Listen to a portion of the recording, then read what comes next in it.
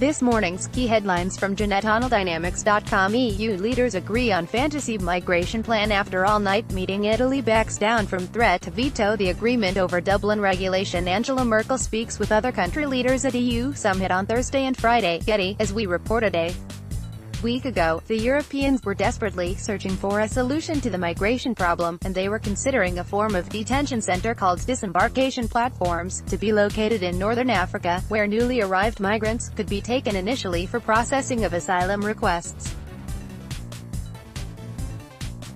The promise was that a detailed plan would be worked out during the major EU summit meeting held in Brussels the last 2 days.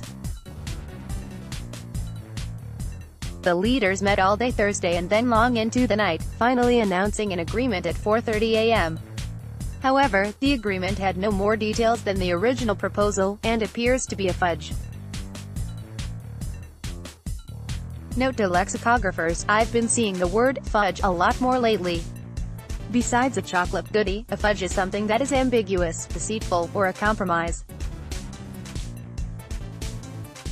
It seems to have replaced the phrase that was commonly used during Greece's financial crisis, kicking the can down the road. In either case, they refer to a non-agreement that lets everyone congratulate one another on having reached a deal, and then go home and get some sleep, while postponing the search for a real solution to a later date. The new agreement tells almost nothing about how the disembarkation platforms would work. 5. In order to definitively break the business model of the smugglers, thus preventing tragic loss of life, it is necessary to eliminate the incentive to embark on perilous journeys.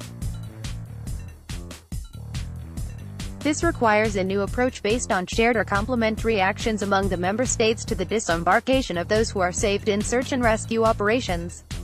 In that context, the European Council calls on the Council and the Commission to swiftly explore the concept of regional disembarkation platforms, in close cooperation with relevant third countries as well as UNHCR and IOM. Such platforms should operate distinguishing individual situations, in full respect of international law and without creating a pull factor. That paragraph contains just over 100 words, and it manages to do so while saying absolutely nothing. No country has volunteered to host a disembarkation platform. Algeria, Morocco, and Tunisia have explicitly refused, and a spokesman for one of the three governments in Libya also refused and said that he thought the other two governments would refuse as well.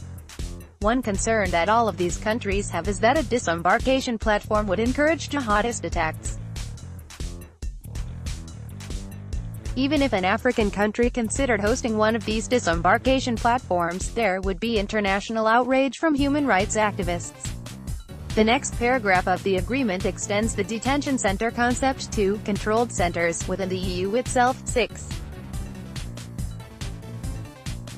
On EU territory, those who are saved, according to international law, should be taken charge of, on the basis of a shared effort, through the transfer in controlled centers set up in member states, only on a voluntary basis, where rapid and secure processing would allow, with full EU support, to distinguish between irregular migrants, who will be returned, and those in need of international protection, for whom the principle of solidarity would apply. All the measures in the context of these controlled centers, including relocation and resettlement, will be on a voluntary basis, without prejudice to the Dublin reform. This paragraph says almost nothing. The one thing that it does say, twice, is, on a voluntary basis, which means that no country would have to allow a controlled center on its soil. France and Austria, two countries that border Italy, immediately said that they would not be willing to host controlled centers on their soil. France's President Emmanuel Macron said that his reading of the agreement indicated that controlled centers would only be set up in frontline states, which means Italy and Greece, but certainly not France. Italy's Prime Minister Giuseppe Conte issued a rebuke, saying that Macron was tired, and did not understand the agreement, since it said that all EU states could set up the centers, including France. One analyst I heard, who obviously liked this deal, painted a picture of dozens of these little controlled centers located all across the EU. These people are truly living in fantasy land. European Council, agreement and Vice News on European Council, disembarkation centres. Italy backs down from threat to veto the agreement over Dublin regulation. Italy had threatened to veto the entire agreement unless the Dublin regulation was modified. This regulation specifies that the EU country that a migrant enters first is the country that must house the migrant and process his asylum application.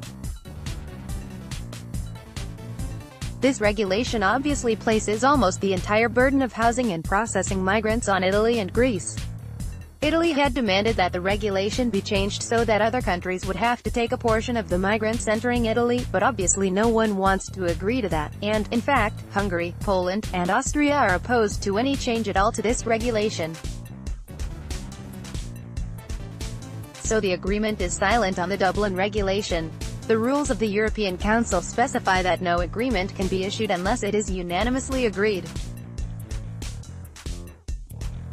Italy had threatened to veto any agreement that did not modify the Dublin regulation. All Italy got was some vague wording that migration is a European problem, not just an Italian problem. But the agreement was not vetoed, so apparently Italy backed down from its threat. Italy's Prime Minister Giuseppe Conte may be rebuked by other Italian leaders for this. The agreement was also silent on secondary migration, whereby many migrants that entered Italy went on to settle in Germany. Germany's Chancellor Angela Merkel is facing a challenge from Horst Seehofer, the leader of another member of her governing coalition. Seehofer wanted the agreement to specify that migrants in Germany who entered the EU in Italy should now be sent back to Italy. This would require a bilateral agreement between Germany and Italy, and obviously Italy will not agree to such a deal. Seehofer has threatened to bring down Merkel's government if he doesn't get his way, and he may do so early next week. However, there have been some reports that Seehofer is softening his position, so he may back down also.